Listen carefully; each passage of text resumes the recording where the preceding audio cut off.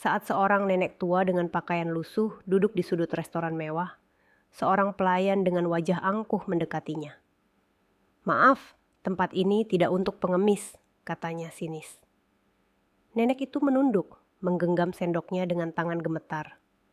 Sebelum dia bisa menjawab, seorang gadis pelayan restoran bergegas menghampiri, menatap tajam rekan kerjanya. "Dia pelanggan, sama seperti yang lain." Di sebuah restoran mahal di pusat kota, suasana malam itu ramai dengan tamu berpakaian elegan yang menikmati hidangan mereka. Di sudut ruangan, seorang nenek tua duduk sendirian, menyantap sup hangat dengan perlahan. Wajahnya penuh keriput, matanya menunjukkan kelelahan, tetapi ada ketenangan dalam setiap gerakannya. Tak lama kemudian, seorang pelayan lelaki dengan jas rapi mendekat. Dari sorot matanya, jelas ia memandang rendah nenek itu. "Maaf Bu, kami tidak menerima tamu seperti Anda di sini," katanya dingin. "Restoran ini hanya untuk pelanggan yang mampu membayar." Nenek itu terdiam, sendoknya berhenti di udara. Beberapa pelanggan lain mulai memperhatikan, sebagian menatap dengan rasa ingin tahu, sebagian lagi mencibir. Namun, sebelum nenek itu bisa berkata apa-apa, seorang gadis pelayan dengan seragam sederhana maju ke depan. Ia berdiri di antara nenek dan pelayan sombong itu. Dengan suara tegas, ia berkata, "Kalau Anda mengusir beliau, maka saya juga akan pergi." Restoran itu tiba-tiba menjadi sunyi. Semua mata tertuju pada gadis itu. Siapa dia? Mengapa ia berani melawan? Tanpa gentar, gadis itu menatap tajam rekan kerjanya. Beliau sudah memesan makanan, dan beliau berhak makan di sini. Jika restoran ini tidak bisa menerima pelanggan dengan adil, maka saya juga tidak pantas bekerja di sini. Orang-orang mulai berbisik. Beberapa pelanggan bahkan mulai mengangguk setuju. Apakah gadis miskin ini berhasil mempertahankan keadilan? Atau justru ia akan kehilangan pekerjaannya karena keberaniannya? Pelayan sombong itu mendengus, melipat tangan di dadanya. "Kau pikir kau siapa? Membela pengemis seperti ini?" Suaranya sinis. Gadis itu mengepalkan tangannya, menahan amarah yang mendidih di dadanya.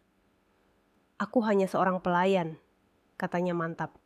"Tapi aku tahu satu hal, semua orang berhak diperlakukan dengan hormat, termasuk nenek ini." Beberapa pelanggan mulai berbisik, sebagian tampak tidak setuju dengan sikap pelayan sombong itu.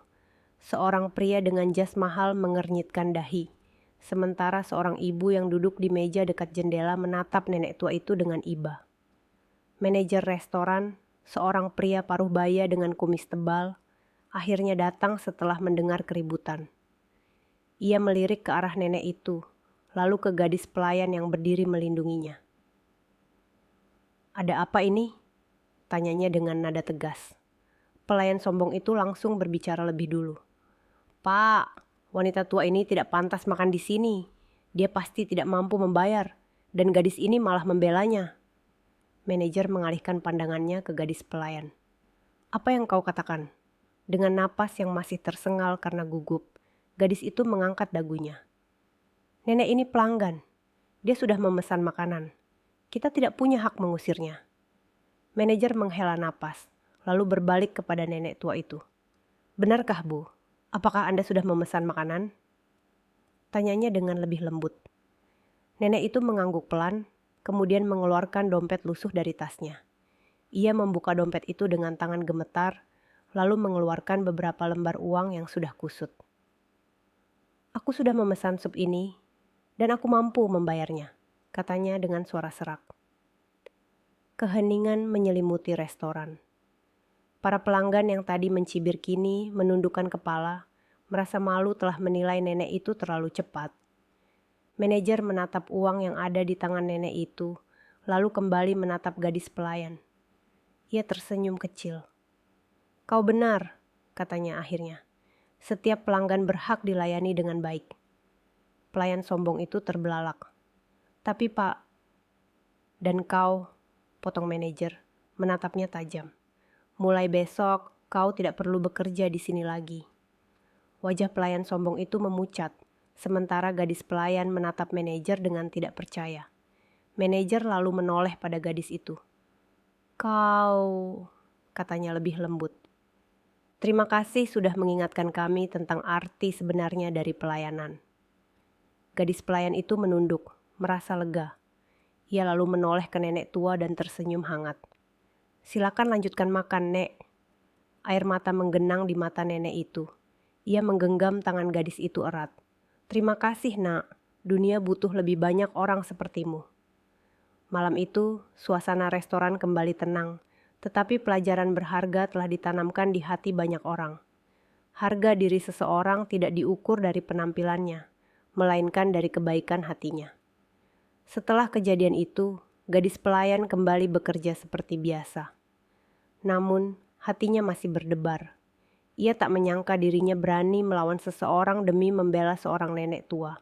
Beberapa hari kemudian, sebuah mobil hitam mengkilap berhenti di depan restoran. Seorang pria parubaya turun dari dalam mobil, mengenakan setelan rapi. Ia memasuki restoran dengan langkah percaya diri. Semua pelayan langsung berdiri tegak, termasuk Rina. Manajer restoran mendekati pria itu dengan hormat. "Selamat datang, Tuan," sapanya. "Ada yang bisa kami bantu?" Pria itu tersenyum, lalu menoleh ke arah Rina. "Aku mencari seorang pelayan bernama Rina." Rina terkejut. "Saya, Pak. Ada yang bisa saya bantu?" Pria itu mengangguk. "Aku ingin berterima kasih secara pribadi karena telah membela ibuku beberapa hari yang lalu." Seluruh restoran terdiam. Mata Rina melebar. "Ibu?" Pria itu tersenyum hangat. "Ya, nenek yang kau bela di sini adalah ibuku. Aku sangat tersentuh dengan keberanian dan kebaikan hatimu."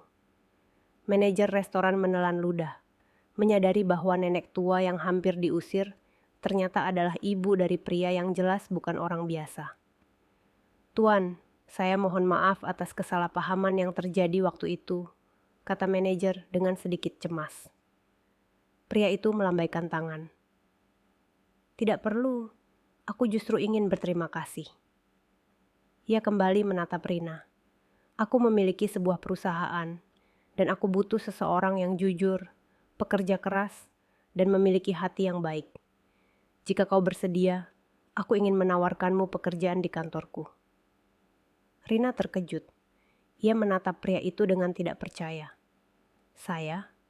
Tapi saya hanya seorang pelayan restoran." Pria itu tersenyum. "Seseorang dinilai bukan dari pekerjaannya, tetapi dari karakternya. Dan aku melihat sesuatu yang luar biasa dalam dirimu." Air mata menggenang di mata Rina. Ia teringat bagaimana selama ini ia bekerja keras hanya untuk bertahan hidup. Kesempatan seperti ini tidak pernah terlintas dalam pikirannya. Dengan suara bergetar, ia berkata, "Terima kasih, Pak. Saya sangat bersyukur dan akan bekerja sebaik mungkin." Semua orang di restoran bertepuk tangan, sementara manajer tersenyum bangga. Hari itu, hidup Rina berubah selamanya. Karena satu tindakan kebaikan yang ia lakukan tanpa pamrih, ia mendapatkan kesempatan besar yang tidak pernah ia bayangkan sebelumnya. Dan yang lebih penting, ia menyadari bahwa kebaikan, sekecil apapun, selalu memiliki cara untuk kembali kepada kita dengan cara yang tak terduga. Malam itu, Rina pulang dengan perasaan campur aduk. Ia duduk di tempat tidurnya yang sederhana, masih tak percaya dengan apa yang terjadi. Tawaran pekerjaan dari pria kaya itu terasa seperti mimpi. Namun, ia juga merasa ragu. Bisakah aku bekerja di sebuah perusahaan besar? Aku hanya seorang pelayan restoran biasa, pikirnya. Keesokan harinya, Rina kembali bekerja seperti biasa. Namun, menjelang siang, pria yang kemarin datang lagi, kali ini bersama nenek tua yang ia bela. Nenek itu tersenyum hangat. "Nak, aku ingin kau benar-benar mempertimbangkan tawaran anakku," kata nenek itu lembut. Pria itu mengangguk. "Aku mengerti jika kau masih ragu, Rina. Tapi jika kau mau, aku akan membimbingmu. Aku tidak butuh seseorang yang ahli, aku butuh seseorang yang jujur dan pekerja keras.